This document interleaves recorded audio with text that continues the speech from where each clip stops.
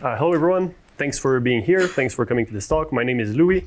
I work at Apple. I maintain libc++, which is the Clang standard library that is shipped with the LLVM project. And we've been working really hard in the past few years to improve the security of C++ programs. And I'm really happy to be back here in Aspen, to share some of that with you. So first of all, who knows who I am quoting here? Experts have identified a few programming languages that both lack traits associated with memory safety and also have high proliferation across critical systems such as C and C++. Joe Biden. Yeah, I gotta quote my sources, right? So choosing to use a memory-safe programming languages as, at the outset, as recommended by the Cybersecurity and Infrastructure Security Agency, is one example of developing software in a secure by manner design. So this is from the White House report in February 2024. So if you read between the lines, what they basically say is that C and C++ are known for being unsafe. They're being used a lot, and it's basically a good idea to use safe languages from the outset when you develop a new project. So essentially, they're saying, we don't really recommend using C and C++ for projects anymore, right? So this is pretty serious. But how important is security? Just a couple of things here. Cybercrime is estimated to cost about $10 trillion by 2025. Right? So that's quite a bit. Spyware, like Pegasus, actually targeted journalists and high-profile activists. So this is not only a financial threat, this is actually a physical threat. Some folks were monitored, were spied upon, and in many cases their safety was actually compromised in serious ways, right? So this is stuff that happened for real in the world, right? And something that most people have, seen, I think it was in 2018 or 2019, the WannaCry ransomware, which affected 300,000 computers in a bunch of countries, cost $4 billion, and affected critical systems like emergencies, hospitals, and things like that. So in a connected world like ours, security, software security, is not only a financial threat nowadays, it's also like a physical threat. It's something to be taken really, really seriously. And we do know that C++ is memory unsafe. Another thing we know is that memory unsafety accounts for about 70% of high severity security issues, right? So I think we can do better, right? In fact, I think we need to do better. We have a moral imperative to try to do better because we have a huge amount of C and C++ code out there in the wild that is not safe, and that is basically just a liability waiting to be exploited by a malicious actor, and that can actually endanger the lives of people, and that can cause very serious financial threats as well. So I think we have, as the C++ community, as the C++ committee, we have this responsibility that is on ourselves to try to make things better. This can be done via a bunch of different ways: more conservative API design, more conservative decisions with respect to compiler optimizations, mitigation techniques. There's a very large array of things we can do here. But basically my point is, at this point, we have a responsibility, a moral responsibility, to try to fix some of these things. I think one of the reasons why we ended up in this situation where we are right now is not exclusively an attitude problem, but it's in part an attitude problem. C++ has basically always been an expert-friendly, almost expert-only language, right? We have a philosophy where if the user makes a mistake, it's their fault, right? If they do something that's wrong, well, they basically trigger undefined behavior. And from then on, we don't give them any guarantees of what's going to happen, right? People like to make jokes about that even. The compiler is going to have a license to perform optimizations based on that. The library is going to have whatever behavior it has. And that's basically just the philosophy that we have in C++. That's the way we design things, okay? This is closely tied with the fact that C++ is often used in places where performance is extremely important. So it's really easy to say, I don't want to leave any performance on the table, therefore I'm going to have more complicated APIs that are more easy to misuse, but I'm not going to leave any performance on the table.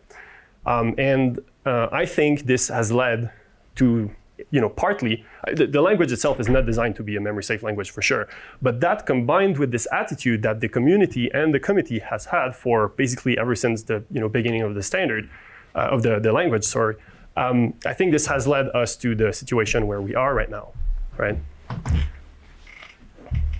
The mindset is changing to some extent. I think there's a more general, awareness that software security is and safety as well. By the way, I'm going to use these words slightly interchangeably. I'm talking about, software security more specifically in this talk, less functional safety.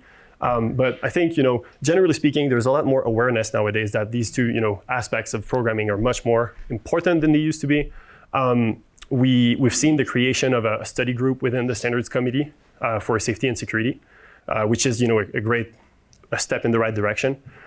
I think most of the committee understands that this is going to be a make or break. And I want to say here, this is a make or break, not for C++, but this is a make or break for C++ being used as a general purpose programming language.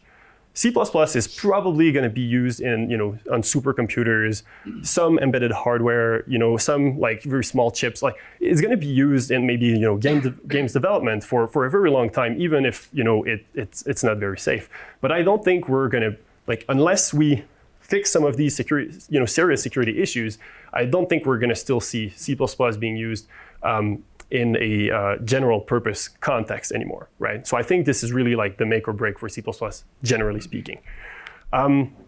However, concretely, we still see few improvements, right? We haven't seen a lot of very concrete steps forward, in the past couple of years. We talk about these issues a lot. We have some things coming up, like maybe we're talking about profiles, we're talking about this, about that, but there's nothing really very concrete that we've come up with to actually address these issues. And I think it's both because we have a tendency to try to re-engineer the whole world and try to make things perfect. That's one. And also because very concrete improvements are really freaking hard to come by, right? So they're really hard to engineer, they're hard to design, and we just don't have that many ideas about things we could do to make things better. That's what it boils down to, really, right? So we're engineers. We're going to solve problems, right? That's why I'm giving this talk. I want to have a no BS approach to this problem. We have concrete CVEs, we have concrete security issues in the wild. We can tell what allowed them to be exploited. Therefore, we should be able to say, well, we're going to engineer a solution that makes that very specific thing harder to do. And by patching these holes one after another, I think we can make things a lot better. We are not going to end up with a perfect language, but we will satisfy this moral imperative that we have of really fighting, trying to make things better concretely right now in the present. So that's why I'm giving this talk. So first, we're going to go through a short overview of memory safety. Just the types of memory safety, a couple examples, just to get people into the sort of the mindset. I'm going to show a few examples of how an attacker could try to exploit your program, just so that it doesn't look completely foreign to people. Then we're going to talk about library undefined behavior, and then I'm going to present two very concrete techniques that we have implemented and deployed over the past couple of years, standard library hardening and typed memory operations, and then I'm going to close with a few remarks. So there's different categorizations of this, but this is the categorization I'm using. Here we have the 5 pillars of memory safety. We have spatial memory safety, temporal memory safety, type safety, guaranteed initialization, and thread safety. I'm going to go in a little bit deeper into each of them. One thing that is interesting to note here is that spatial memory safety and temporal memory safety, right now, they're the most important sources of security issues, basically. And they're roughly, on the same level, each of them, roughly, right? I want to point out this is an ever-evolving threat landscape. So I'm saying this today, and it could be, not true anymore next year, right? So it changes as we deploy mitigation techniques, as attackers find ways to subvert these techniques. It's basically, we're fighting with an opponent that's really motivated to, escape our mitigation techniques. So this is always evolving. Spatial memory safety is basically the notion that each memory allocation has a given size or bounds, right? And accessing that memory out of bounds is what we call an out of bounds access. An example here. So I have this program. It's a very fictitious program. I don't think most people write that sort of stuff, but it's just to, sort of show what could happen. So I have this program which has, it reads a reference password from a file, and it puts that in a very unfortunately sized char array of size 8. And then it goes and read the password from standard input, right? And here, imagine that we're a malicious attacker. We're gonna input security as the password. Let's just pretend we do that. What's gonna happen? Well, standard input is going to read into the input char array, right? But the string that we entered here, we're not at the end of the line yet. So we actually read the second security word here, and we overflow into the second, the variable that follows on the stack. So now we naively, with a buffer overflow, we basically overwrote the reference password that was read previously from the file. So from the program's perspective, right now the memory, like the state of the memory of the program is that, well, the reference password seems to match the input password. So when we actually check, the string compare, it appears to pass. So our attacker got in. So this is obviously like a contrived example. We don't write that sort of stuff, but it's just to show that like the idea here from an attacker's perspective is what messed up input can I pass your program in order to end up in this very specific state of your program. And you would be surprised what kind of things they can actually do to like end up in the state that they desire. And the problem here is basically, it's really hard for us engineers who like to build things to protect against someone who's like perversely looking at the program, but they're really good at doing that. So that's just an example here. Now imagine this other example. We have a naive program that's like reading stuff from the network and performing like bank transactions, whatever. So first we have a type def for some sort of, it's a function pointer that represents like an authentication method. Then we have an account. It has a bunch of fields, including a transit number, an account number with 8 integers in there, and then we have like an identification method, which by default is like 2-factor auth, whatever. That's very fictitious, right? So then we read data from the socket. Read socket here is actually going to allocate this data. This is an old C API, whatever, right? So it allocates data and it expects that we're going to free it when we're done. And then we parse the transit number, the account number to fill the members of our account. And now imagine that there's actually a buffer overflow issue, like an out-of-bounds write, that can be exploited in the parse account number function. If the attacker, manages to like write some bytes beyond the account number in your struct account, what comes next? What comes next is the function pointer that does authentication. So let's pretend they managed to write whatever bytes they want there. Let's pretend that they find in your program the address of a little bit of code that basically returns true. So they just write that address there. So when you call a function, right, you're basically just telling the CPU to transfer control to jump over there. So you can put like any address there. You're just going to jump there. The next instruction is basically return true. So now you're in, right? So that's thing number one you can do.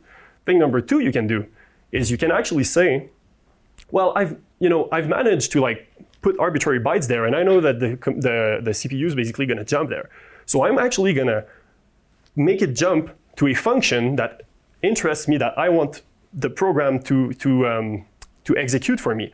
So it doesn't even have to return bool. It doesn't have to do any authentication. It could be like, I don't know, it could do like RMRF, RMRF / right? So it could do anything. So you can actually control the flow of execution. That way you make it jump there. And it's possible to build like chains of these sort of things so that you can basically end up executing arbitrary code there. And essentially, the attacker ends up executing whatever they want within the privilege level that this program has. And this is scary. Temporal memory safety. So temporal memory safety is the notion that all memory accesses to an object should occur during the lifetime of that object, right? So you allocate, you use the object, you deallocate, and you don't touch it anymore, right? So if you actually have like a dangling pointer or something like that, and you end up accessing that object outside of the window, of validity, that's called a use after free. So an example here. Let's go back to our made up example. So now what we're going to do is, instead of processing transactions one after another, we're going to process them like asynchronously, right? So we have a vector containing futures. We still read the data. And then instead of performing the authentication and the transaction, we push back an async, right? A lambda, basically, that will do that. Seems fine, right? And we, capture the data here, right, by value. And then we free it, and, we do it again. We basically we pull the next message, and we do that, right? So the first transaction has a reference here to the socket, to the read socket allocation. However, after the pushback, that allocation gets freed. So that's sin number one, right? So here, basically, the lambda is still referencing the read socket allocation that was freed afterwards. Now, let's say there was a second request that comes in, right?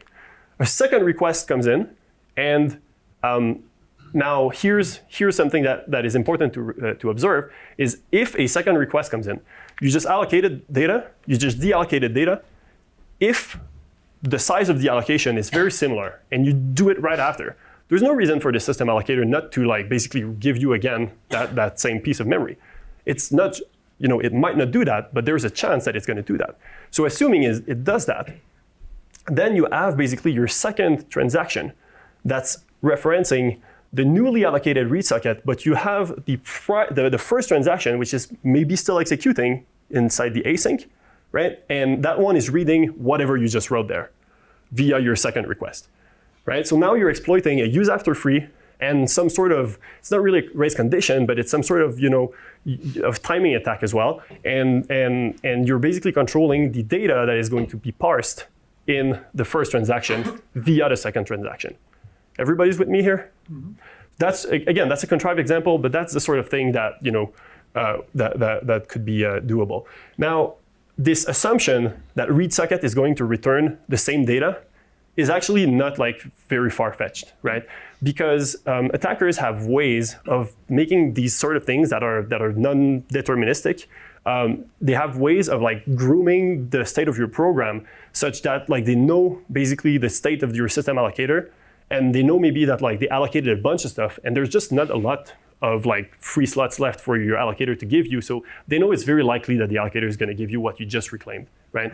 So they actually have ways of turning these things, which are fundamentally probabilistic, into a very high chance of actually succeeding, right? Yep. If for whatever reason the allocator has a guarantee that it never reuses memory, is this still a problem?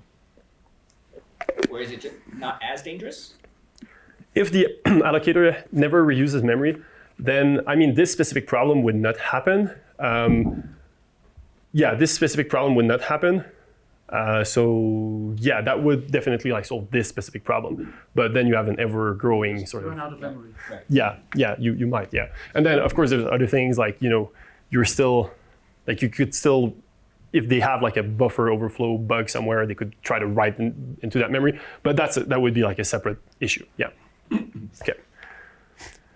So let's talk about type safety. Type safety basically is the notion that each memory allocation is used to represent an object of a specific type.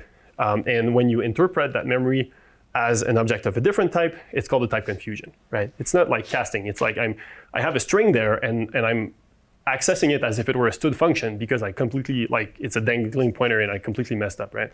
So there's no way that accessing a string as a stud function makes sense, right? It's useful to observe that most temporal memory issues actually also involve the type confusion. So the holy grail for an attacker is if they find a dangling pointer to, maybe this is a little bit small, but they find a dangling pointer in your code, and then they have an API that actually allows them to set arbitrary data. So maybe an API that says, oh, give me an integer and I'm gonna set a timestamp, or give me an arbitrary string and I'm gonna set that string. And they find that they can actually have this dangling pointer alias the thing that they have a legit API to control. So now basically they are controlling what this dangling pointer is pointing to via this legit API. So they can find a way for the code that's gonna use a dangling pointer to do pretty much arbitrary stuff. So that is the holy grail. And so not all of these exploits require that, but a lot of exploits actually use both a use after free and a type confusion in conjunction. Then we have guaranteed initialization, which is, we all know that when memory gets allocated, it contains garbage. So if you use that undefined content, that can lead to disclosing the contents of the memory that was left there by whoever previously used that. And it can also be exploited if the attacker manages to control the garbage. So if you have you declare bool hello, right? Or bool hello, and then you don't initialize it, and then you have if hello. Well, if the attacker manages to control the contents on the stack before that function gets called, they can select basically whether you're gonna take the branch or not. So it's one way they can actually influence what happens in your program. And then we have thread safety, which is essentially that when you have shared data, you need to synchronize the access. If you don't synchronize access, you have a data race, and it's possible to compose these things. Typically, it's going to be non-deterministic, but it's possible to compose these issues in a way that you can create an exploit.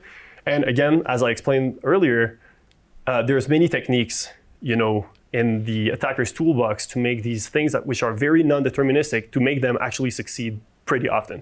So sometimes they're going to have to run their exploit 1,000 times in a second, right? And they know that it's basically sure that they're going to manage to get the race condition at least once within these 1,000 times. And getting it once is enough for them to take over your program. So let's talk about C++. What about C++, right? It turns out that most safety issues are technically undefined behavior, right? It's conditions that, undefined behavior, a use after free, that's an undefined behavior as well, because you're using an object that's outside of its lifetime. So we actually have a language to talk about most safety issues. And I want to point out, it is not true that all UB is a safety issue. Dereferencing a null pointer is UB, but it's not a safety issue because it reliably crashes, right? So it's not really a big problem from that perspective. But it does mean that we have a way of talking about some types of memory safety issues by looking at undefined behavior.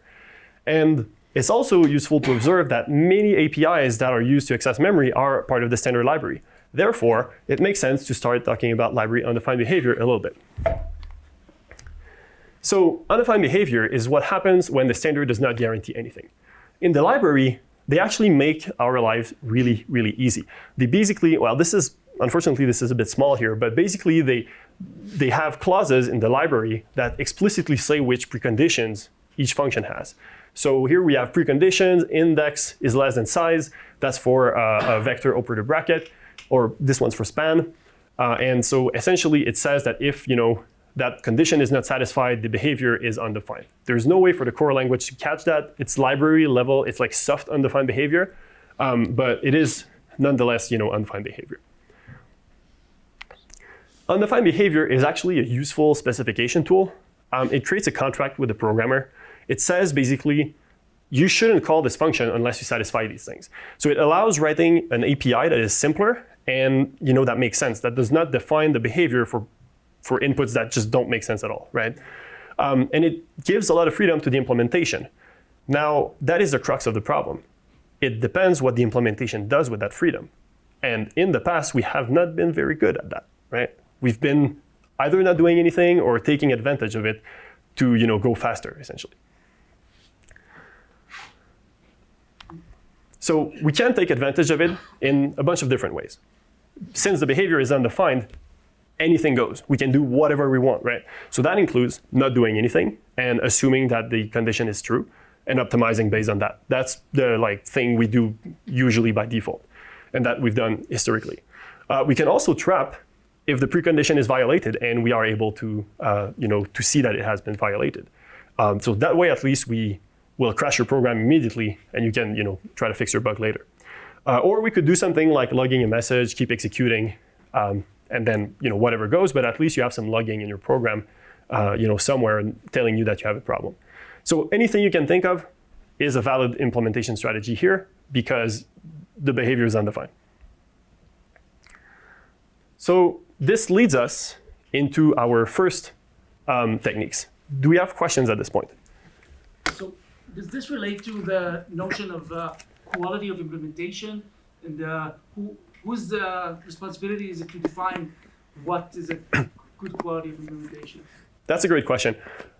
Yeah, I think it very much ties into what is, I think it is a matter in part of quality of implementation. And I think it is basically the vendors' responsibility and the folks who are writing the standard library, writing the compiler. I think it is basically their responsibility in part to make sure that this is not too easy to abuse.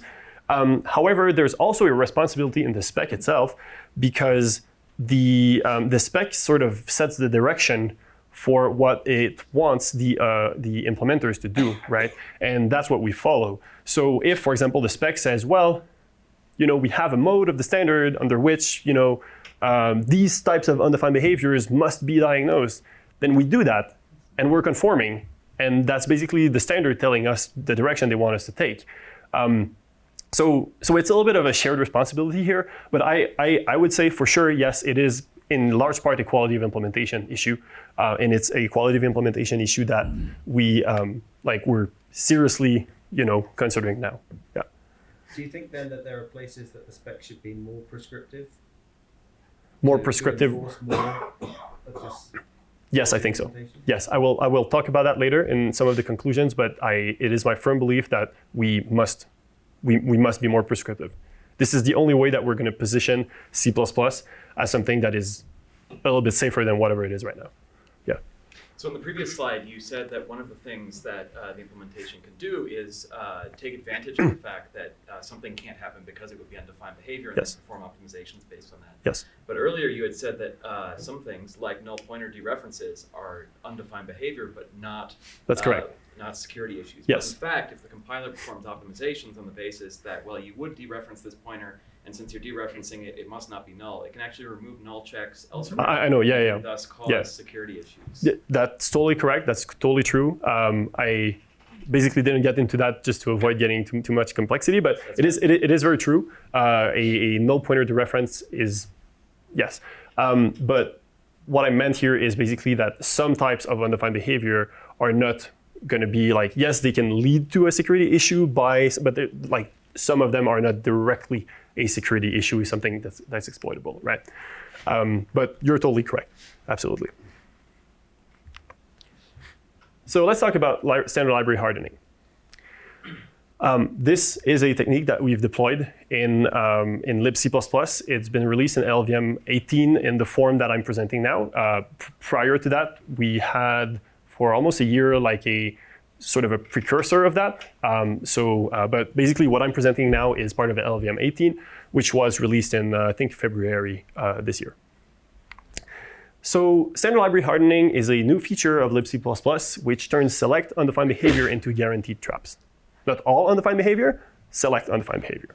It provides hardening modes that have high-level semantics, and the idea is that users will select the hardening mode that makes sense for their use case, for their program.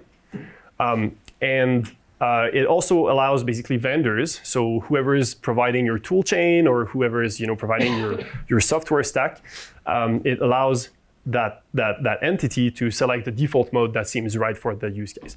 So if you have like, I don't know, maybe you're building a very safety critical component and you control all of your stack there, you can actually set the default hardening mode to something that's going to trap when certain UB is encountered, and then users actually have to they have to work in order to override that. They have to say, oh no, turn hardening off in order to not have it, right? I want to emphasize that this is not a debugging feature. This is really important. This was designed from the ground up for being shipped in production. That's the goal. It helps find bugs when you're developing. It's great. It's great when you're testing. That's amazing. But the goal here is that you ship that way. And this is the way this was designed. And this is the intended usage. So the libc++ hardening modes that we provide, first we have none, where we don't check anything. The idea here, the design intent, is that we don't compromise any performance for safety.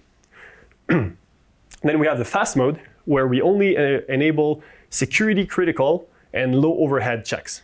Okay, so that's things like out of bounds check in vector, for example. That's cheap, and that's almost always a very important thing to fix.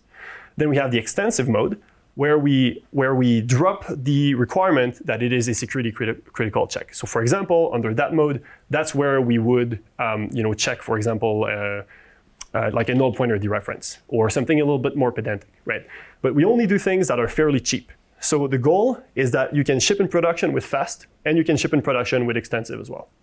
And then we have the debug mode, where we enable everything we can, right? All checks. So that one's a little bit like, it's really interesting, it's really useful, but we don't recommend shipping in production with it because we're free to add, things that are gonna really impact performance, that are gonna be like kind of not the sort of stuff you want in production. And so those are the 4 modes that we have. Yes. So previously you said that most APIs in C++, they add extra complexity sometimes just for performance. When you think that here, given the known possibility, goes along the same line, so you are making possible for we just ignore and keep doing what we have been doing for a long time. That's correct. That's correct. The reason why we're doing that is because we want to be able to deploy this feature. Right? There are circumstances where it is not realistic to have hardening.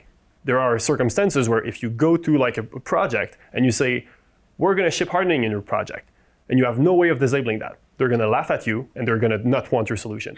So what we did is a very pragmatic approach where we provide different modes and we try to go for the least amount of performance impact and basically the most bang for the buck in terms of security.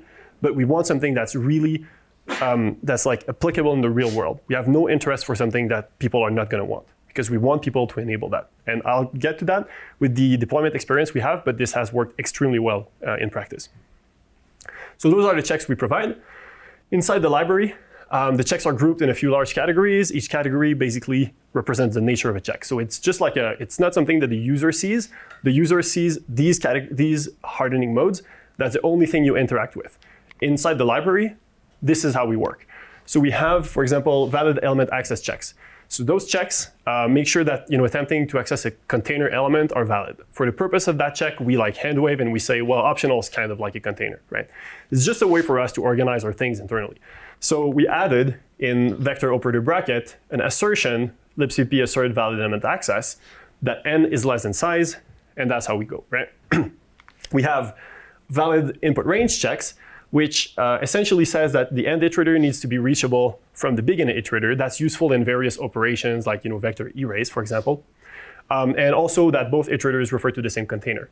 Now, it's interesting to note that the second requirement here is it's a semantic requirement. It's we can't we don't actually have a means to check that.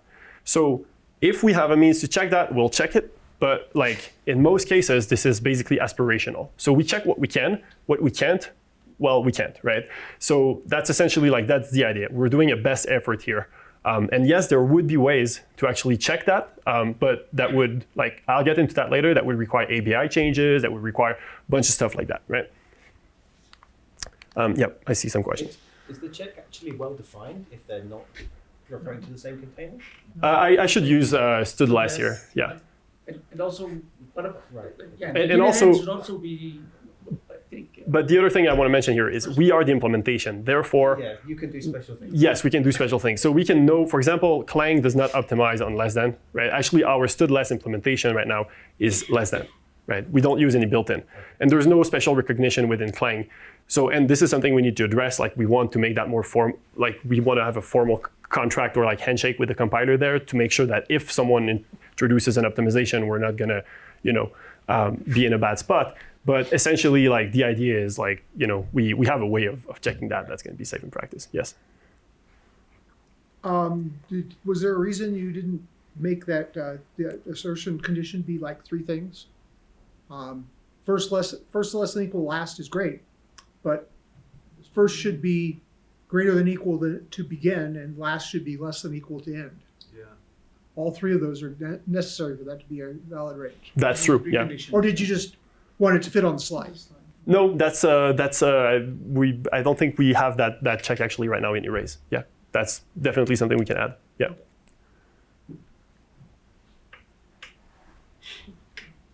Yeah, that's actually, and that will solve the problem of not being of telling whether you're within this container. So thank you, Marshall. Yeah. Love C++ now. Love this conference. Yep. You might address this later, but what are the API implications? Can we enable this without breaking? Later.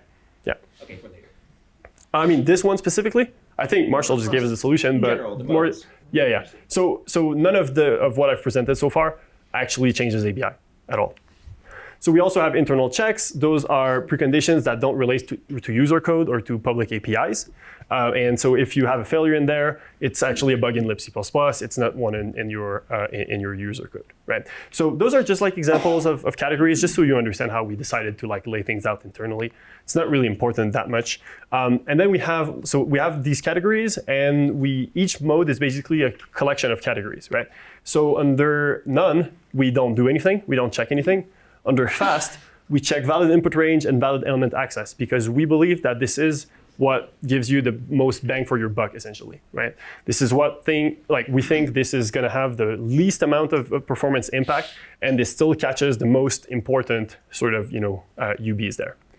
Under extensive, we basically add non-null argument checks, so that's like dereferencing a null pointer, non-overlapping ranges, and things like std copy, which can lead to logic bugs, but are not necessarily going to be related to a security issue.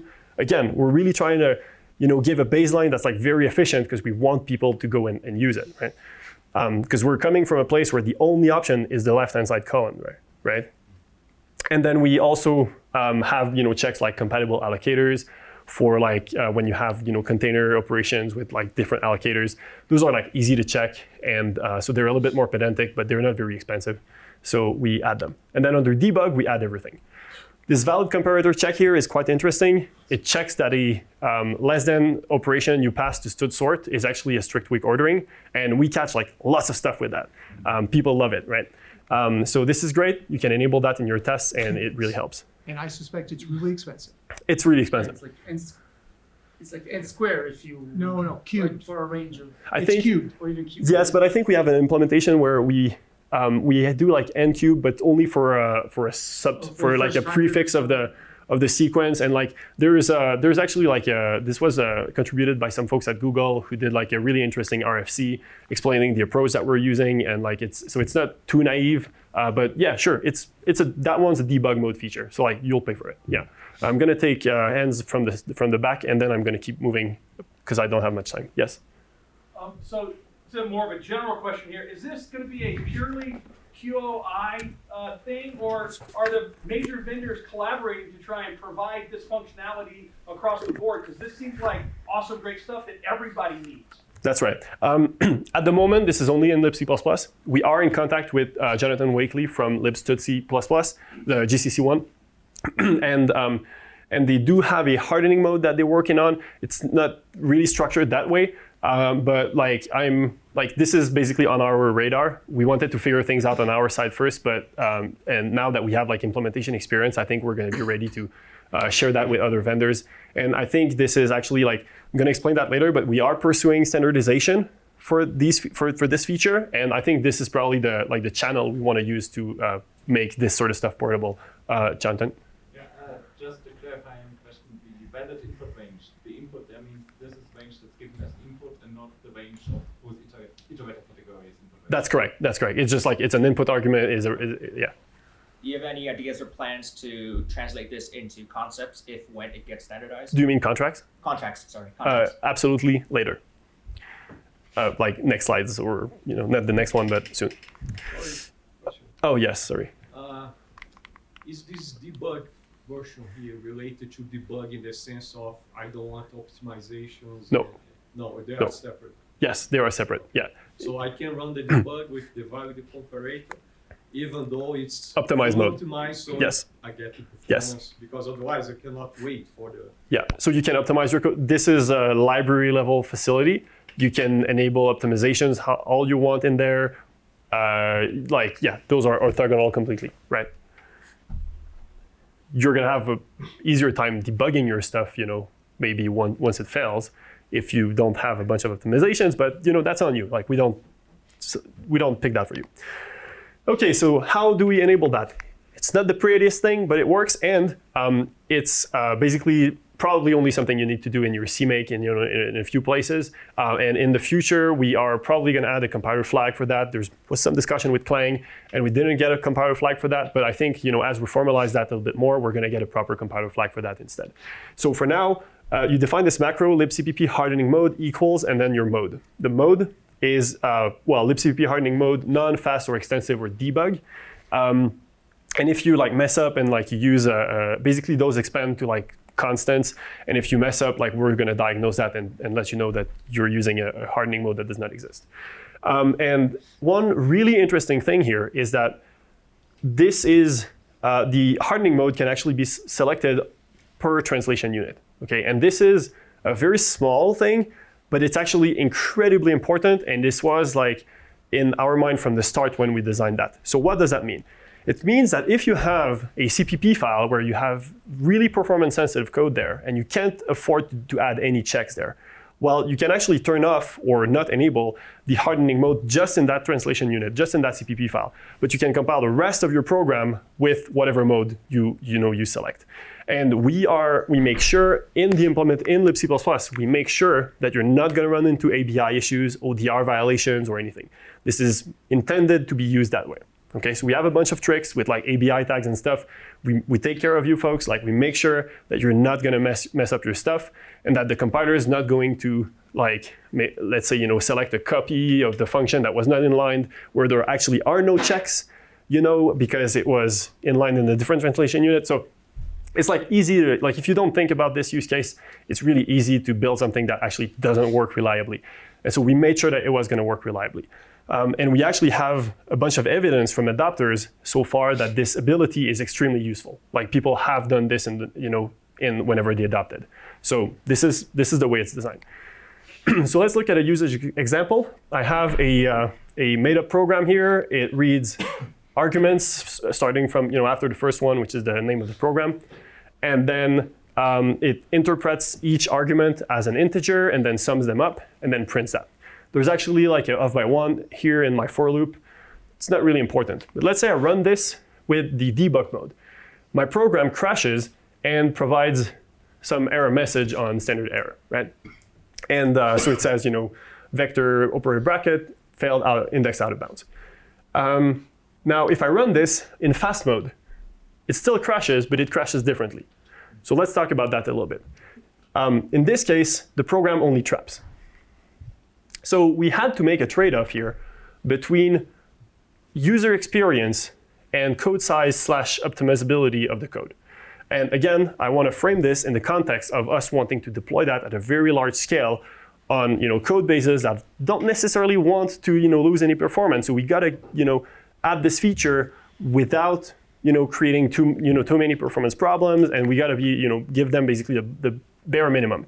So the idea here is that we made a trade-off, and under the fast and the extensive mode, we do not log anything. We just call built-in trap when you fail the precondition. Built-in trap expands to a very tiny instruction that does not add a lot of code size, and does not require anything fancy. And it's also something the compiler can see. It will inline obviously the built-in trap call, and it will see exactly what's going on. So it inhibits compiler optimizations a bit less than if you were to call an arbitrary function defined somewhere else, which does a bunch of logging and then terminates your program in a fancy way, right? So we go for the lowest sort of low technology thing, right? Very simple, low technology, very effective.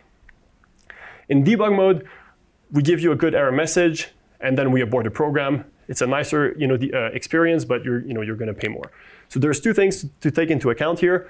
First, the error message that gets printed is basically a string literal. If it gets printed at runtime, it means that it is somewhere in your program. There's storage for it. And that's where the code size increase comes from. And that's what we cannot afford under fast and extensive, right? That's what we don't want people to pay in production. And the other thing is also just even the call to the function that that is verbose needs to like set up the argument for the call, and then you need to have the actual call instruction, and just all of that. If you compound it, if you build like a huge software with that, you actually see a difference. So that's why we went for the verbose trap approach. Previously, we had only the verbose termination thing, and we actually like had to like go back to the design board in light of like trying to deploy this in the real world. Let's talk about ABI considerations. There's some useful checks that require changing the ABI. Let's say I have a span, I take a span iterator, and then I increment it a bunch, and then I dereference it. Normally, a span iterator is basically a raw pointer. So when I dereference that iterator, it has no like idea of whether it is within the bounds or not, right? So we would have to like add more information to the span iterator in order for it to be able to tell that it's out of bounds. So we made a design decision in this that ABI selection is completely orthogonal to hardening. Let me explain. The ABI is a property of the platform or the software stack as a whole, right? You need to use the same ABI for everything, because otherwise you have like incompatibilities, runtime issues, like things just don't work, right? So vendors or whoever provides your software stack, that's the person or entity that needs to decide on the ABI. They pin down the ABI, and then your whole software stack or your whole platform or your whole whatever is going to have the same ABI. That's like the only sane way of doing things, right? So it doesn't make sense for users to say, oh, I want to use a different ABI. Like you're just gonna, like, it is possible to get away with that, but you risk, hurting yourself a lot. And we do not want, when designing a security feature, we don't want it to have like sharp edges, right? So we basically said the ABI selection is something that the software stack / platform / vendor controls, and the users don't touch that. And this actually ended up being a huge simplification, which meant that we don't have to deal with any ABI. It's a huge simplification for users because you basically don't think about it. You just enable the hardening mode that is right for you. And then the library is going to do as much checking as its ABI allows for, right? So if the library was configured with an ABI where it contains information for the iterators to be able to check, and you enable checking, then you get checking. Otherwise, otherwise you don't, right? But that's the idea. So if the library is configured with like libcpp ABI bounded iterators, because we do have these ABI settings, then basically the span iterator is going to be a bounded iter instead of a pointer. That's like a pointer with like that's like an iterator with like 3 pointers in it, basically. And basically, if we have that ABI, now we have enough information to perform bounds checking. So if you dereference the iterator under that mode, we will trap. And if the hardening mode is disabled, if you don't want any hardening, well, you're not getting any checks, right? The iterator has the information it needs in order to do the check, but it's not doing any check. So this is actually like a really, I think it turned out to be like a really, really good design choice, because it really simplified things and removed a bunch of sharp edges from this feature. So we have deployment experience. The experience has been very positive so far, I must say. So WebKit is using hardened libc++. We have a bunch of other Apple adopters, and we're always working on more adoption internally as well. We also have other adoption outside of Apple. So Chrome and the Google Cloud Network Virtualization Stack has been using hardening, and actually the Google Cloud Network Stack even wrote a blog post about it, describing their experience. And generally speaking, they had like a very positive experience. It wasn't without a couple challenges, but it was very positive generally speaking. And we have a lot of anecdotal evidence of bugs being found. Of course, it's kind of hard to have like hard data at this point of like we prevented that many CVEs, right? It's hard and it might never happen. But we have like tons of anecdotal evidence of people like saying, hey, well, I never knew, but like I've been shipping this code in production for years, and my tests actually discovered that we had like this out of bounds write, for example, and so like these things happen like quite a bit. And we also like looked at a couple of CVEs, like older CVEs, that are now resolved, and we can tell after the fact that basically hardening would have prevented or really alleviated these issues. Which modes are they using? Okay, so WebKit is using, I think it's using extensive. Chrome is using extensive. Google Cloud, I do not know. Costa, do you know? They're using fast. Fast, okay, so Google Cloud is using Fast. Yeah, so they kind of decide what they want, but like, Chrome, essentially the discussion like that Chrome had is like, we thought they should enable Fast and they enabled the extensive. They didn't see any performance degradation and they were just like, our security people want us to use this because more security, no cost, let's do it, right? So that was basically the discussion, right? So yeah, so far it's pretty good. However, I must say there's a couple caveats, right? So adoption is easy for a modern C++ code base that's already using the C++ standard library. If you have like a C-with classes code base from 20 years ago that's not using standard library, you can still do it, but you're basically gonna have to adopt the standard library in your code base and then turn on hardening, right?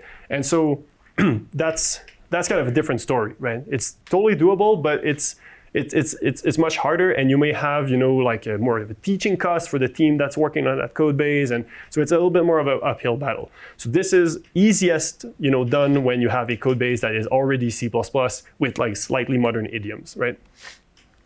The other thing is obviously there's a non-zero performance cost, but we provide some knobs to really alleviate that. So I think like the way to think about it is like it is not true that your program needs to be fast, like everywhere. Like there's like one loop that's hot, yeah, you disable hardening in there, and then the rest of your program, 95% of your program is hardened, and you're never gonna see any performance degradation overall. That's kind of the philosophy here. So how do you disable hardening in a Oh, you pass hardening mode equals none to the compiler, or yeah, you just define the macro. So per translation unit? Per translation unit, that's right. Yeah, yeah. It would be too hard to make it like it's like basically impossible with the technology we have to do it like at block scope or something like that. So maybe if profiles exist at some point, like that's something we could do, but we're not there yet. Another word of caution here, a very typical example is this here. We have a std array, and people don't use begin and end, and like instead they use like ampersand array number. And so to get the end, pointer, they will say like ampersand array and then the size of the array. That's technically undefined behavior, right? It used to work, and like with this, we're a little bit more pedantic. And within std array, we're actually gonna say like, no, you're not allowed to do that. So, yeah. And by used to work, you mean it corrupted memory. Was undefined behavior. Well, it was undefined behavior, yeah. But like we've seen some code that did that and like went, got away with it, fine. But I'm just saying, like, if you come to someone who's not at this conference and you say this is undefined behavior, you shouldn't be doing that, they're gonna look at you and they're gonna be like, come on, like, and we're like, no, we mean it, like, right? And now it actually crashes. So it's like a typical use case, a usage example, like, you might find a few instances of that. I personally think we're doing the right thing. This is technically undefined behavior. Let's catch it, fix the bug, and move on, right? That's basically the idea. But it happens. To help with adoption, we actually have a new Clang warning called unsafe buffer usage that we can help push adoption. So basically, when you turn that on, and this warning is not enabled by default, it's also not part of WAll or WExtra. It's like really a warning that's on the side. So if you have like a ROM, basically it will warn whenever you do like arithmetic on like a raw pointer, right? Is it part of everything? Yeah. It's not, I don't know if it's part of everything actually. Yes, I spotted it. Oh, okay, that's great. So it is part of everything. I didn't know that. And is there a plan to push it into all? I don't think so, because it would be way too verbose. Like it would, like there's, like if you turn this warning on in a C code base, you're like, you're not gonna be home, in time for dinner, right? Like it's gonna take a while. So yeah, so this is basically, this can be used, let's say you have like a slightly modern code base, you don't have like tons of like raw pointer usage, and you wanna maybe remove a couple of them and then prevent backsliding. You can like turn that on maybe, and it can help you like spot places where you might be doing something nifty. So that's kind of the idea, right? Okay, let's talk about the standardization path. So let's talk about contracts. So it's interesting to observe that we're not actually adding any preconditions, we're just enforcing them. And contracts actually provide a really nice framework for expressing preconditions. So this is just an example taken from the MVP, but basically you have some sort of contextual keyword, I think, pre, and then you provide a diagnostic, and then you provide your n less than size sort of assertion. So that's the gist of it, right?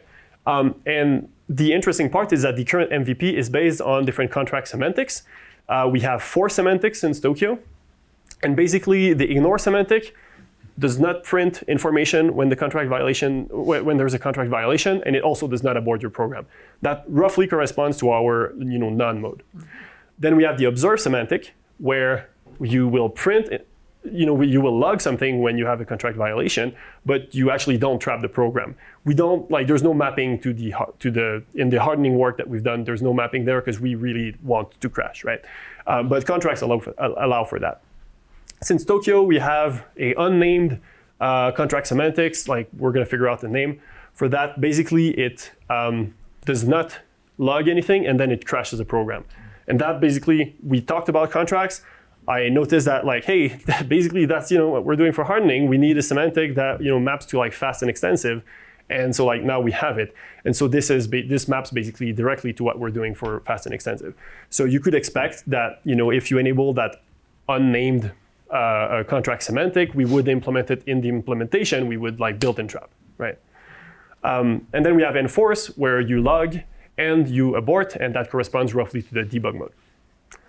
So we want contracts in 26. We would like that. It allows formally expressing library hardening. It allows formalizing things like sanitizers as well, because after all, those are all different kinds of undefined behaviors, right? So what if UBSAN, for example, could call into the contract violation handling mechanism when it finds an instance of undefined behavior? That would be pretty cool. It would give a unified sort of framework for handling these language and library level contract violations. And it's also obviously a generally useful feature for users to express their preconditions and stuff. Although personally, I'm more interested in that feature because of all the stuff that the toolchain can do under your feet than what you're actually going to write yourself. But everybody has their own motivation, right?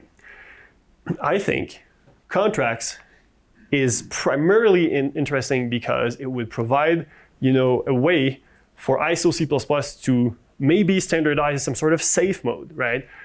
Where we actually mandate that specific instances of UB are contract violations, and they will use whatever contract violation semantic is in effect. And if we had something like that, this would potentially provide a way for ISO C++ to position itself with respect to safety and security critical industries. And they could say something like, well, I'm not using all of C++, but I'm using the safety and security critical subset of it, And that would, I don't know whether they would actually use that, but this is, I think the best shot we have at not completely being ruled out, of these industries.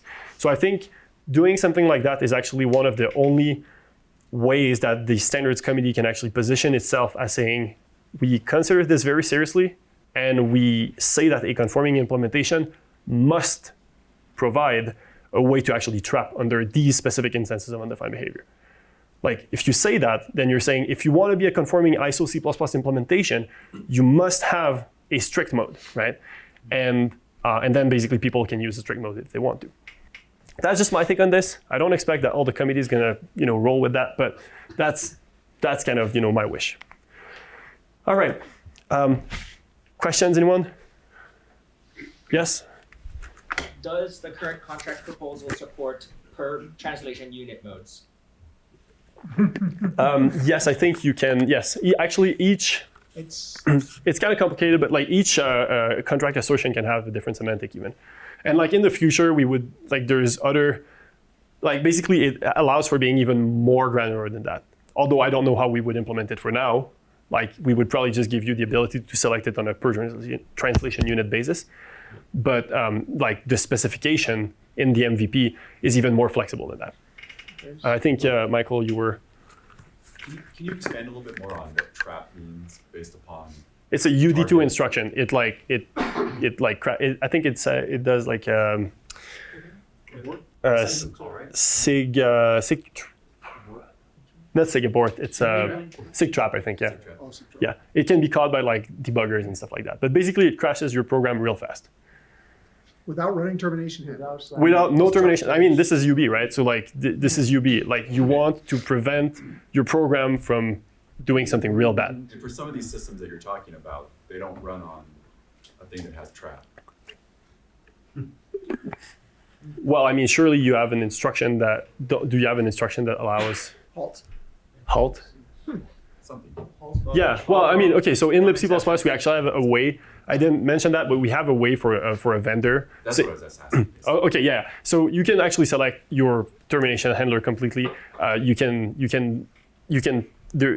provide like a header essentially that is going to be implementing your termination handler. You can set it to whatever you want.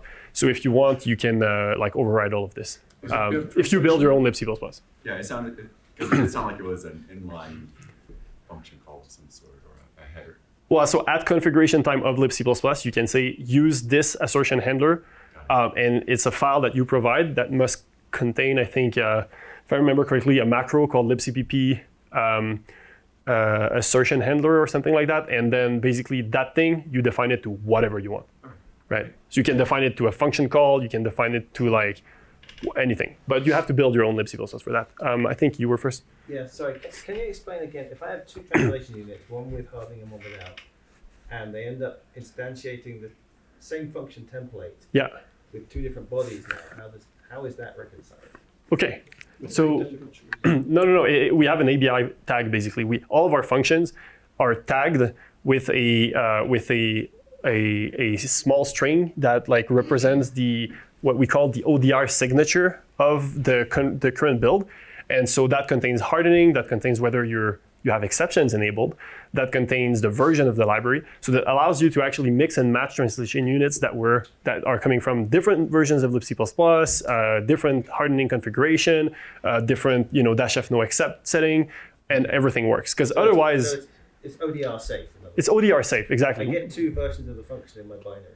That's correct. Okay. And if you have a bunch of but not one per translation unit necessarily. So if you have like ODR signature A, like exceptions enabled, hardening enabled, fast mode, and whatever, like the latest version of libc++, you have that, and you have another version of that somewhere else in your TU, they're gonna get deduplicated like it should. So you're not paying like additional code size. Because another option instead of the ABI tag is to make everything internal linkage, and that's way more costly. It achieves the same thing, but it's way more costly. I'm gonna take this question and then I'm gonna move on because I'm gonna not have enough time. Do you anticipate if contracts do make it in once all the vendors support and when all the compilers support it, past the point of libc++'s supported compilers, do you anticipate that the macros will the entire machinery will go away if we have integration with UBCN? I think once we have contracts, well, it might actually be hard because we need to support this before C++ 26 or 30 or whenever that lands, right? So I'm actually not sure about that. Yeah, but in principle, at least we'd have a way Okay, I'm gonna move on. So let's talk about tight memory operations. This is a second technique that we've deployed in the wild, and the goal of that technique is to it's a mitigation technique, so it doesn't solve any problems, any bugs, but it prevents them from being easily exploitable, and that's for temporal memory safety issues. So a clever observation we can make here is that most temporal memory safety exploits actually require some sort of type confusion. So you want to find the dangling pointer that's pointing to, I don't know, like maybe a stud function or whatever, right? And then you have a legit API that allows you setting an arbitrary string, and then you're going to set the contents of the string to like the address that you want the stud function to be calling.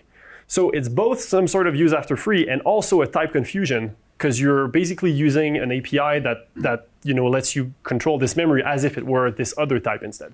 So by and far, most exploits, not all of them, but most exploits actually require a combination of the two. So if you never reuse the memory for a different type, right? If you can never have aliasing between like a stud function and a stud string, you can never end up in that situation. So if you segregate all your allocations by type, you can technically get rid of a large class of exploits.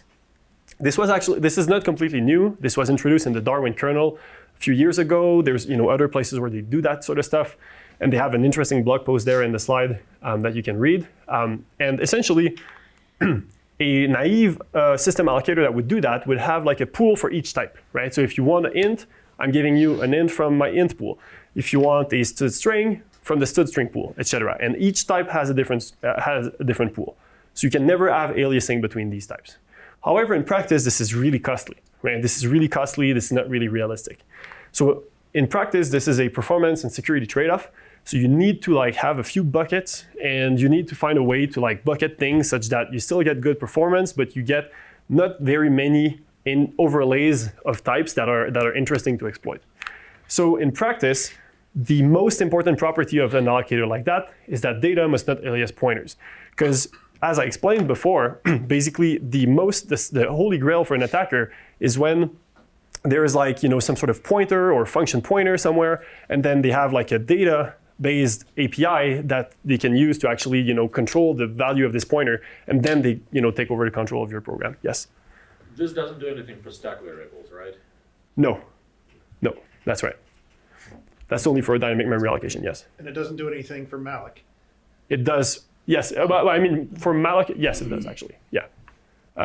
I'll explain later. Yeah. So another thing you can do, and I'm actually going to stop taking questions just because I want to make sure I go through all the slides. I apologize for that, but we'll just have like 25 minutes. So data must not alias pointers. And something you can do actually to throw a wrench in these damn attackers, you can actually randomize the buckets and boot.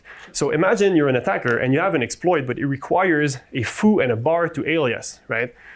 If it happens that your system allocator rolled the dice and randomized the buckets such that a foo and a bar never end up being allocated from the same bucket, it's game over. Your exploit just doesn't work. So what you have to do is actually try to roll the dice again. So you have to try to get a reboot of the machine and then roll the dice, and you're like, oh, am I lucky this time, right?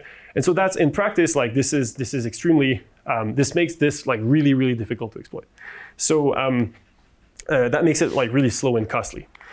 So this is extremely, extremely effective.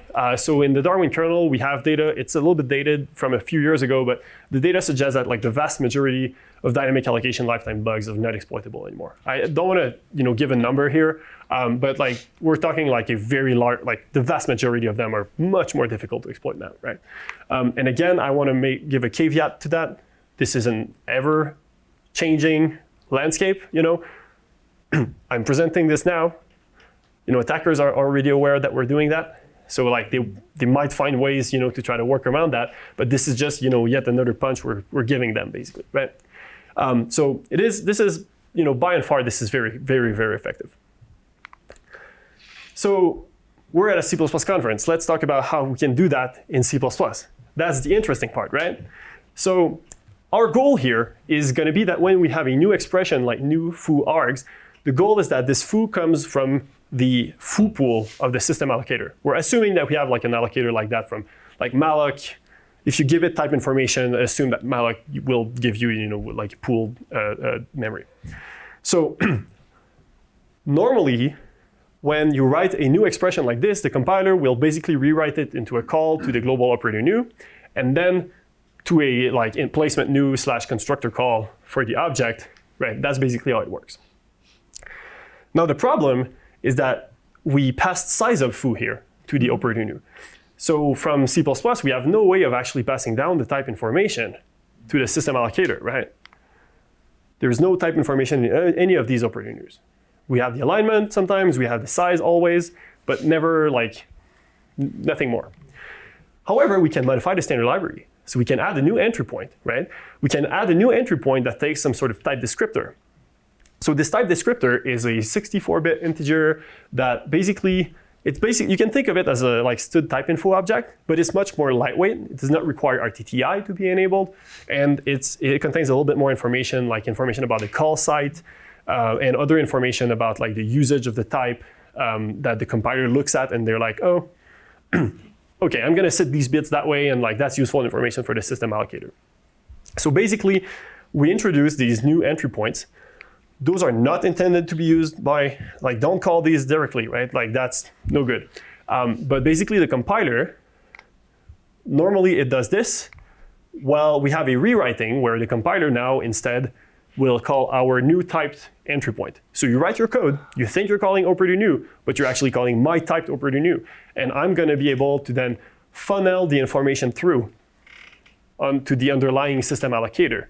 So my typed operator new gets called by the compiler when you have a new expression. And I basically call malloc, type malloc here, with the type descriptor, that malloc wants to see. That's it, So now I'm just funneling, it's really easy. I'm just funneling the information through, and like all the heavy lifting is done by the libc folks, right? So this is pretty neat. Now I can hear some people, yeah. You're going to answer my question next, I think. Yeah, what about user-defined operator new? Yes. Okay. That's right. So people are like, ha ha ha, this guy's gonna have trouble, right? Is that an ABI break? Well, so first let me explain the issue that we're talking about here. The operator new is overridable by users. You're supposed to be able to define one globally, and like essentially we use what we call a weak definition, and like the linker is gonna resolve to your definition, which is strong, and will override my weak definition in the standard library. That's like how it works. So if we do this rewriting, the problem is we're not calling your operator new anymore. That's a change in semantics, so that's not backwards compatible. So that means we can't like deploy that under everybody's feet, just like that. So it would be an ABI break / backwards compatibility issue, but we're very clever. So what we do here is in the typed operator new function, we actually say, has the untyped operator new been overridden? If it has been overridden, we just get out of the way and we call it, right? So if you've overridden operator new, our typed operator new is gonna say, oh, I'm not doing anything here. I need to preserve the old semantics. So I just call it, right? That's actually what we do. There's some non-trivial hackery to make that work. So, excuse me. Especially since there's many global operator news. Yeah. No, it's terrible. Yeah, but it's okay. I mean, I'm here for that. So, so basically, here we have our untyped operator new. We put it in a special section inside the standard library, the shared library of libc++, and then so it's in a special section. And then the way we detect whether a function has been overridden is if you give me your function pointer, like your pointer to operator new. First, I grab a reference to like the beginning of the segment and the end of the segment. Then I cast all of that stuff to like uinputter so I can do crazy arithmetic. And then I check, do you fall within the special segment? So you have my default operator new that is in the special segment. And if you overrode it, then you're not within the special segment, right? So you're anywhere else. So I can check if the address of operator new after being resolved by linker and stuff, if that falls within the segment or not, and that tells me whether you've overridden it. So that's absolutely terrible, and it works. Shouldn't that be greater than reaching them? I don't know. No, because is function overridden is if you're outside of the segment. So we've actually deployed this. TMO itself was adapted in the Darwin kernel, XNU, like a couple years ago, and it's been very effective. The typed operator new was adapted in all of the Darwin user space system libraries, and like this is quite a feat. I mean, this is something that you want to be really stable, really robust, and doing something like that under a bunch of software is kind of tricky. But we actually did that. It's an extremely effective technique, and there's basically no adoption cost because you just turn on the flag and you get the benefits. So that's actually pretty neat. Of course, it's not a silver bullet. Not all allocations are funneled through new, for example. So, for example, you could, some people still use malloc. In the case of malloc, we're actually able to rewrite a call to malloc in some cases. So if we see something like foo star x equals malloc size of foo, we know that you're allocating a foo. So we can actually rewrite the call to malloc so that it provides a type descriptor for foo. So that's the way we sort of handle malloc. But this is only like for, I think we only do that for like C code bases. So it is still not a silver bullet, because sometimes you could like allocate a buffer of chars and then reinterpret cast that placement new in there, like, you know, some standard library, you know, utilities even do that. So this is not completely, you know, bulletproof, but it's pretty good. And of course, the thing I want to emphasize here is that the effectiveness of this technique very heavily relies on the QOI of the allocator. And that's a performance trade-off, because it really depends on like how much bucketing you're going to have, what the properties of your allocator are. So, you know, you can't expect to have as good a as good of a QOI with respect to that for, say, user space as you would if you like control your code base like, you know, perfectly. Because when we deploy that in user space, I mean, like, I have no idea, you know, who's gonna be running on top of this allocator. So it's kind of harder. We also have a proposed standardization path. So actually, I'm working on a paper called type-aware allocation and deallocation functions. I'm hoping to have that published before St. Louis. Essentially, like right now, when you have a new expression like this, the compiler first checks like the in-class operator new and then checks the global operator new. That's like the logic. So what we're proposing is that when you write a new expression, you first check the in-class operator new, and then you do an argument-dependent call to a free function operator new, which could be defined basically like, you know, anywhere, say in, you know, the associated namespace of T, and we're passing the type and entity T here, and then we're passing all the placement arguments. And then finally, if we don't find anything, we fall back like today to the global operator new. So the idea is that you could write something like this. Again, this is just an example of the sort of stuff you could do. So you could like write an operator new that takes a type and entity T. You could put that in your own namespace. It's going to be found by ADL. And then you can, I mean, it can be a template. There's no reason why, right? Because at the end of the day, the compiler is just performing like an ADL call, resolving that. It's all good, right? So you can do that. Now, the reason why this is interesting for us is because we can actually have like a conforming extension under the ASIF rule where we can place with some fancy attributes there that I'm gonna basically not explain. You could like you could create like a default fallback, you know, typed operator new, and if that is not preferred, you know, over any other provided operator new, and essentially in that case we would pass, you know, the built-in type descriptor. So this would allow us to remove the part, like the custom part of AppleClang that we had to implement, which does a rewrite from a new expression, you know, to calling the weird operator new. So it doesn't completely get us to a point where this is standardized, but it makes it like very easy for any conforming implementation to, you know, have access to this technique. That's sort of what we're going for. Okay, so a few conclusions here. First, we talked about standard library hardening. This tackles mostly spatial memory safety issues. It requires some adoption to be effective. If you already adopt it, because if you already like, you know, use the standard library in your code base, then this adoption is, you know, very easy. Otherwise, it may be harder.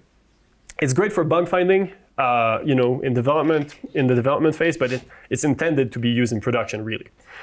And contracts provide a, you know, a great framework for formalizing that sort of stuff, and you can go and try it out. It's been released, you know, since LLVM 18, so you can go and try it out.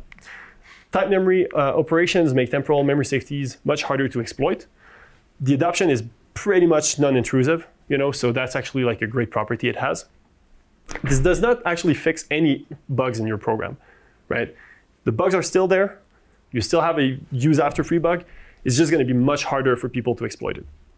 And we also are proposing a standardization path, which we believe provide, you know, useful other benefits aside from what we're going for here. One thing I want to really drive home is that there's a huge amount of C and C++ code out there. There's like a gigantic amount of it, right? So much so that we cannot rewrite all of it. We cannot like upgrade it to the latest and greatest, like whatever thing we come up with in C++ 26 or 29, right? Like the adoption, the ease of adoption, it being almost automatic is absolutely necessary. It is the most important property of any technique that wants to make code more secure. That is like, I really want to drive that home. Like if we want to pursue security initiatives in C++, especially in the context of standardization, they have to basically optimize for ease of adoption. I would much rather have a technique that is less effective than another technique, but that is easier to adopt. It's like, this is the number one priority here. And finally, I want to say, I think, you know, better safety and security is possible in C++. I hope, you know, I've demonstrated that like we can at least do some steps and, you know, take some steps in that direction. I think that, you know, we're never going to actually have a perfect language. Like we're never going to be Rust. We're never going to be Swift. We're never going to be actually memory safe by construction. This would require a redesign of the language. I do not think it is realistic. I do not think it is desirable. I think we need to like go for simple and very high impact, you know, low cost changes that solve real problems today, right? And like instead of actually going for perfection.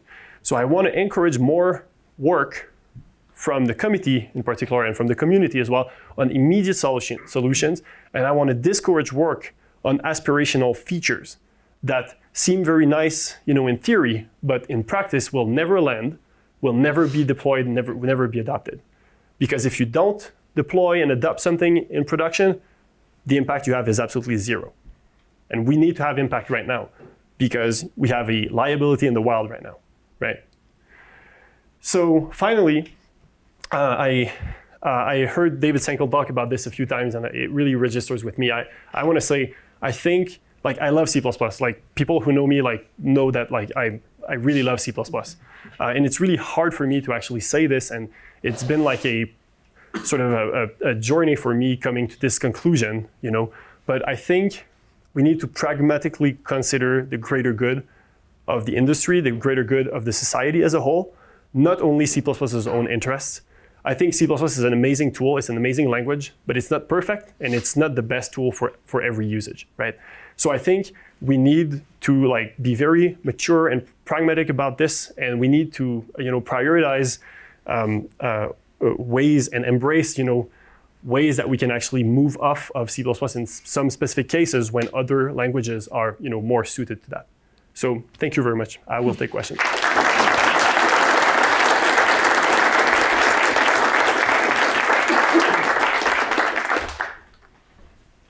Thank you for giving this talk. It's really important.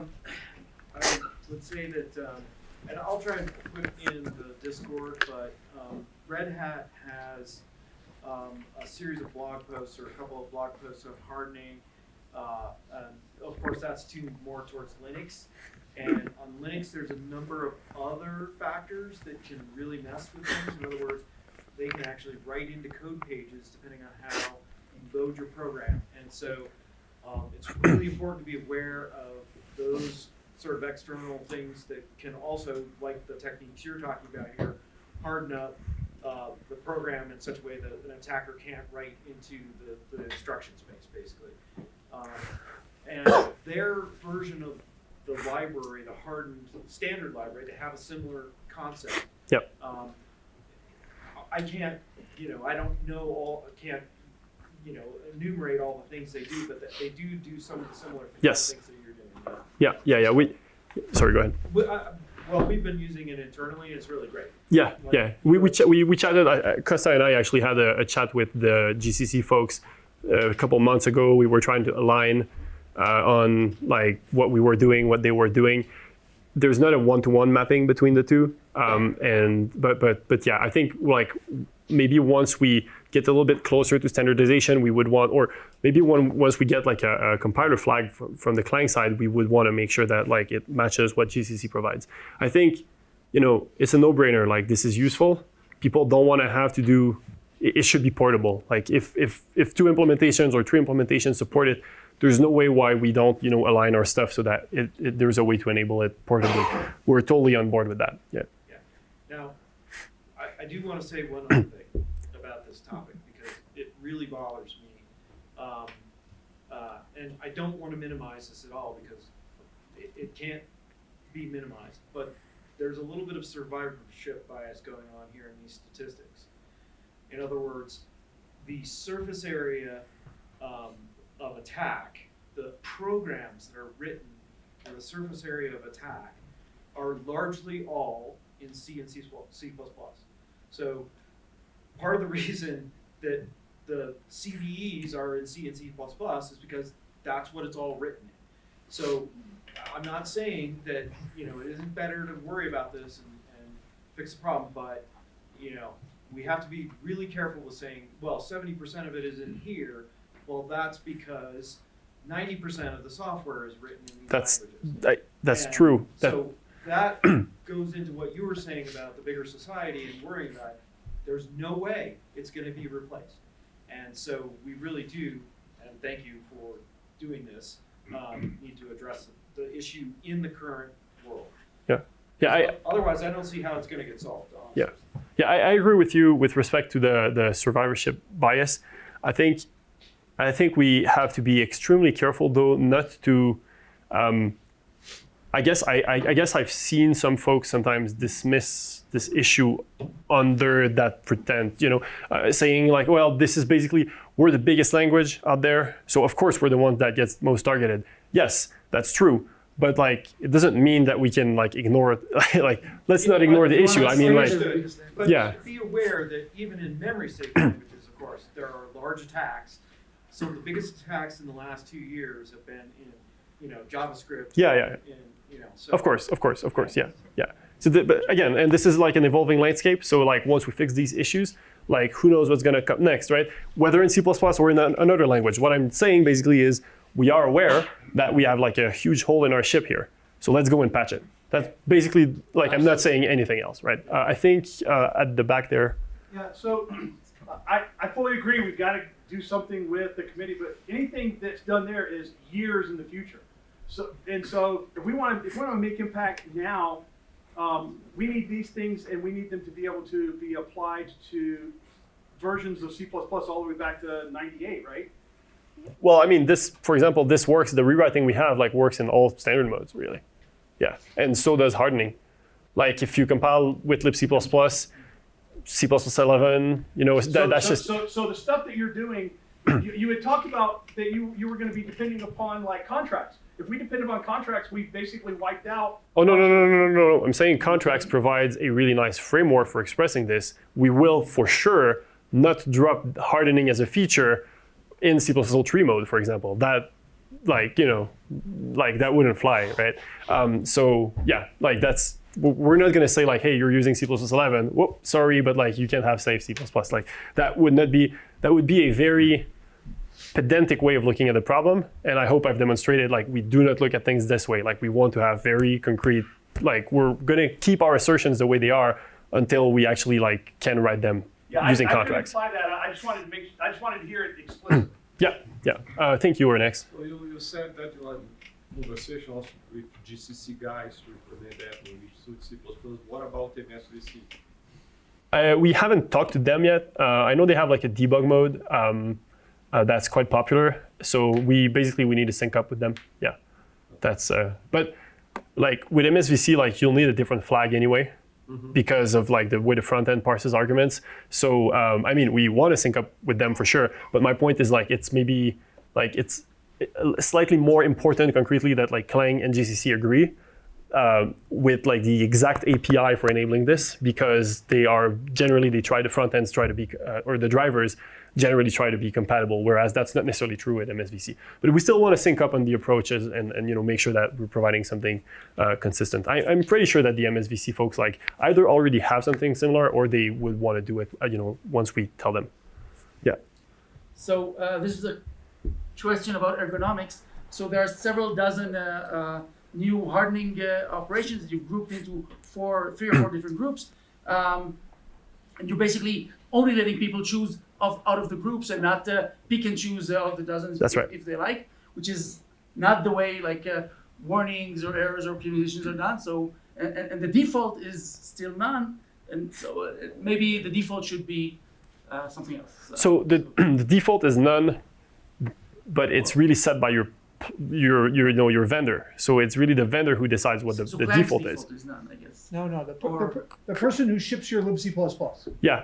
So whoever runs CMake install or CMake build for the. So if you're running on a Mac, Apple decides. Like if you're running on a Mac, I'm the one who controls the CMake cache, which contains the hardening mode by default. Like literally, like, and for now, it's none, because deploying that by default is like kind of a big deal. So we need, But it's not ABI risky. I know, but there's still some, code size impact. There's some, like, we're gonna have some software that's gonna start crashing, exhibiting like a benign undefined behavior that becomes pedantically, checked undefined behavior. And so this is like, basically, I'm not saying we're never gonna do it. Like, I would love, for us to actually ship a libc++ that is hardened by default on our platforms. I do not know whether we're going to be able to do that, and I can't speak about future plans either. But I think this is something that could make sense. But this is let's just say that this is a non-trivial engineering challenge. Like if we want to do that, we need to preserve the stability of the ecosystem. There's like lots of things that go into that, right? And we've gotten pretty good at this over the years. So. We're going to do what we think is best for the ecosystem within the constraints that that we have. Can you speak to some of the bigger attack vectors that these approaches can't address or don't address today? I'm thinking of unconstrained aliasing and places where we might want to invest, like language work, to try to solve some of those problems. That's a good question. Frankly, I'm not much of a security expert. I'm more like the C++ person talking to the security experts. So I do not have like the best sort of very broad view of like, CVE causes. So I think I would rather not, go there, because I would basically not be talking very with much authority. So I think I would, rather not try to badly answer that question. Yes? If you're already testing your code with libcpp debug mode, do you get anything by adding the hardening, or is the hardening implied if you have CPP debug on? libcpp debug? Yes. Oh, that's been deprecated. Like, Oh, it's deprecated. yeah. Like this never worked basically. So we use, it's very confusing because we had like an old debug mode several years ago, and it was intended to be ABI compatible, but in reality it didn't work that way. So like we ran into a bunch of crashes. We ended up like essentially removing it because it was not used. We never shipped it on Apple platforms because it was not usable for real. And so it's This would be a replacement for that. yeah, exactly. The debug hardening mode. That's like yes, and we're not at feature parity with the old debug mode yet. But what we're doing works, so it's kind of. Yeah. So you're way ahead. So we're in a way we're ahead. Like we're ahead. Like this is robust, and like we're continuously like we're working on like okay, what can we check more, and how can we do it efficiently. But this is for 18 only. LLVM 18. For 18 you're on your own, basically. You don't have hardware before 18. We have a precursor for hardening called the safe mode. If you look that up if you're using LLVM 16 and 17, you can look up the documentation there. We documented what we call a safe mode. This is like a precursor to hardening. Before with Costa, we worked like on the hardening here, like the design that was presented today.